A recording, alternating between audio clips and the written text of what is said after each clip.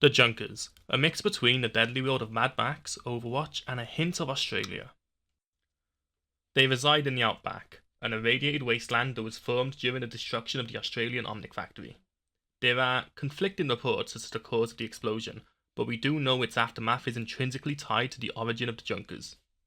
You see, after the Omnic crisis, the populace of Australia was at odds with its government.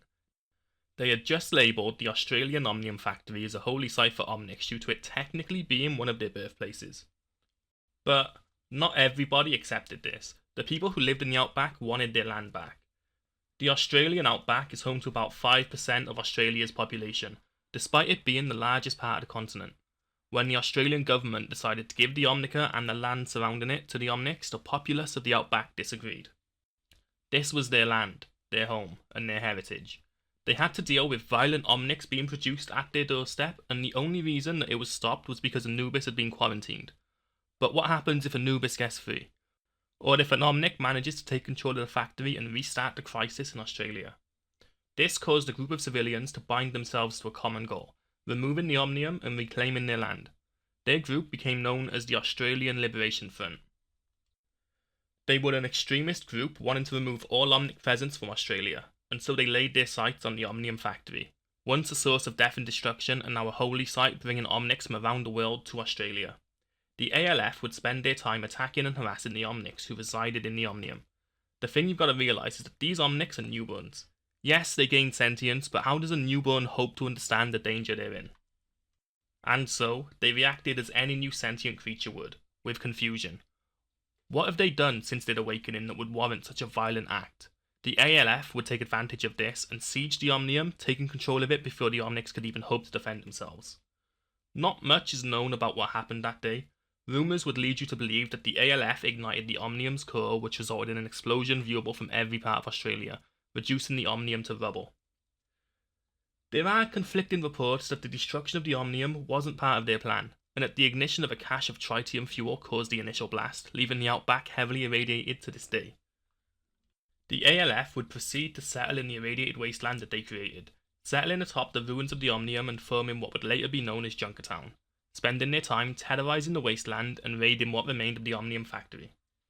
Having built their town from the metallic rubble of the Omnium and spending their time raiding its remnants, these people would begin to think of themselves as the Junkers. The Junkers would quickly evolve into a cutthroat society. There were no rules, no laws. They fought for their home, they got an apocalypse, and now they're fighting over the ashes. The people of Junkertown would split into factions, the Wreckers, the Tinkerers, and many more, each trying to etch their name into the annals of history. But only one person would rise above the rest and prove themselves to be the dictator that Junkertown needed, the JunkerQueen. Well, we don't actually know their official title, but we can assume. It's not really known who the first ruler of Junkertown was. Was it an unknown monster, lost to the violent history of Junkertown, or was it Mason Howell who managed to become the JunkerKing through untold violence? Throughout the years, the dictator would be challenged to a reckoning, a gladiatorial battle that would decide who would take control of the sea. Mason, having reigned the longest than anyone else, wasn't one to go down without a fight, and for every person that challenged his reign, his body count grew. This would come to an end when a wastelander known as Odessa Stone would challenge his rule. Her father once served side by side with Mason Howell in the ALF before being betrayed and cast out into the wasteland with his family, where everyone but Odessa perished to the dangers of the wasteland. Odessa would go on to beat Mason and take on the title of the JunkerQueen, the ruler of the wasteland. Through this, she would lead her subjects to a new age of savageness. Under her command, the people of Junkertown would begin to actively hunt Omnics that lived in the wasteland, forcing them into battles of survival in the gladiatorial arena, or just killing them for fun. But the Junkers wouldn't stop there.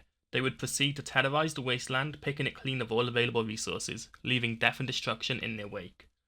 But yet, despite how savage the Junkers were, if you were an enemy of the Junkers, as long as you abide by the Queen's law while in Junkertown, she will allow you access to her sea. Now, with all of that in mind, you're probably thinking the Junkers would be a dangerous group hell-bent on chaos, willing to kill and plunder their way through the world. Well, you'd be right. But, interestingly, as long as you are not an Omnic, you're more than welcome to participate in their makeshift society. They won't coddle you, you'll have to be strong to survive, and if you fuck up, you're on your own. But if you've got the wits and the skills to survive, Junkertown is where you'll thrive. And that is about all we know about the Junkers so far, without going into detail about the specific members like Roadhog, Junkrat, Wrecking Ball or JunkerQueen. If you like the content and want to see more, make sure you subscribe to the channel.